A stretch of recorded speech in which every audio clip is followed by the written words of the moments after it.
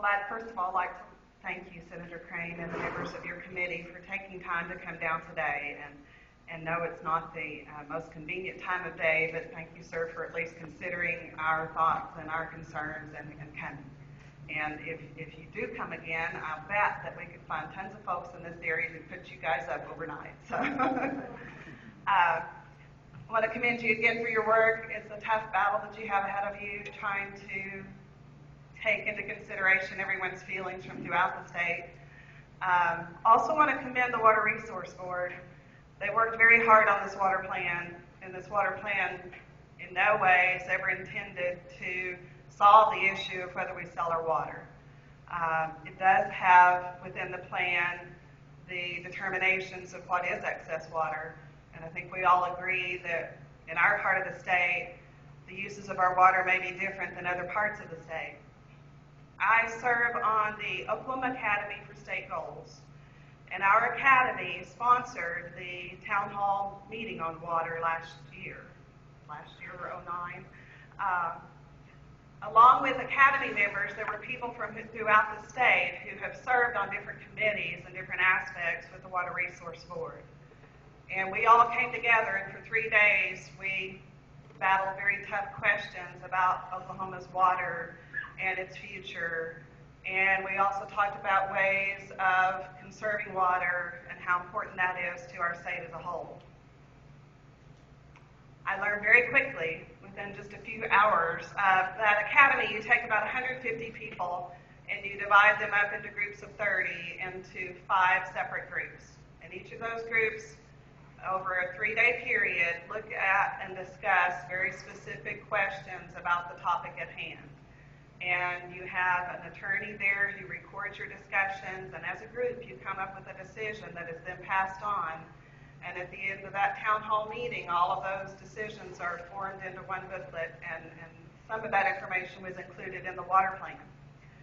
I learned very quickly that issues about water and people's feelings about water vary greatly across our state. And as you all are aware, there's a lot of people from our state who have never even visited Southeast Oklahoma. So they don't understand what we have here, and they don't understand why we would be so protective of it. And people in western Oklahoma, they have groundwater rights to their water, and they're very well aware of what their rights are. And there's water that's permitted.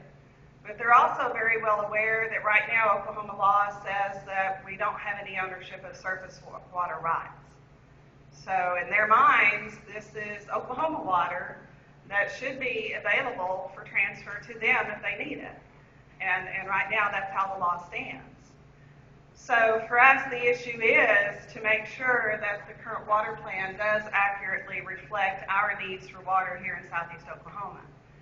And it does not take into account the non-consumptive uses of water, the need for water for recreation, the need for us to keep those lake levels high enough so that we can have access to boat ramps from every part of our lake, the need for Pine Creek Lake to be able to stay at normal levels so that our plant and Valiant can be able to operate. It also doesn't take into account, just recently heard from DJ Womack at Forster, who is here today, and at the Oklahomans for Responsible Water Policy meeting just last month, she gave a wonderful presentation on the forestry uses of our water, and I would love for you, your committee, to be able to get a copy of her PowerPoint presentation. But it was an eye-opener even to me from Southeast Oklahoma to learn that one oak tree uses 320 gallons of water a day. I could take that from her presentation. Also, she talked about the difference in land management and how that changes the amount of water that is available. And just enormous amounts of water that are needed to keep our forests green. And if you drive up north right now, you can see the effects of this last year's drought on our forest and the economic impact that that will have on our forestry companies here in McCurtain County. So I would just ask you, please, as you're traversing the state, to remember that, yes, we do have a need for water in our area that's not included in the water plan, and that is the non-consumptive uses of water for recreation. It is a vitally important part of our economy. And we'd also like you to consider maybe some more stream gauges to determine more effectively the actual flows within our streams here in Southeast Oklahoma, because we do know as quickly as it comes, it does leave here. So thank you all again for coming.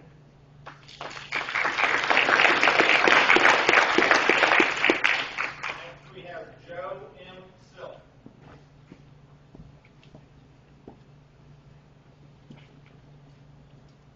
Thank you. I appreciate the opportunity to speak just a few minutes, and Brenda, those were excellent points and very well taken. I hope everybody listened carefully to what she had to say.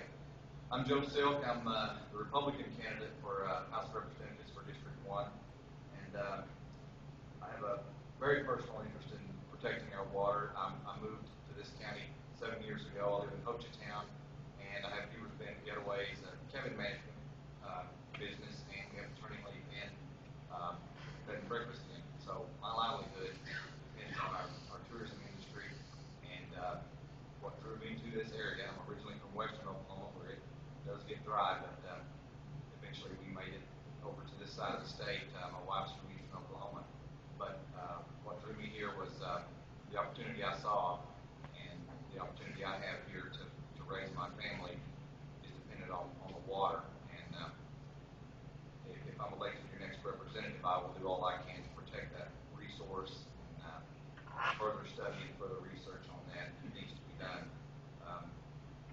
As a result of us having a great tourism industry here based on that water, I've been able to see my family move here. One of my sons got out of the Coast Guard, and he now works for me. My son-in-law now from Arizona that moved here, builds cabins. I've been able to personally see the effect that our water resources here have on our entire economy. I just appreciate the opportunity to be able to study this further and help protect our water. Thank you.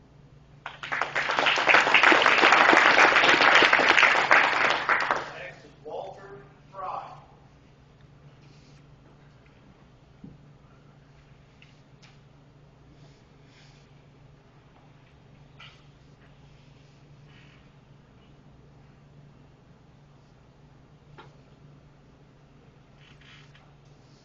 Senators, thank you very much for coming down here. We appreciate you. Glad everybody came out.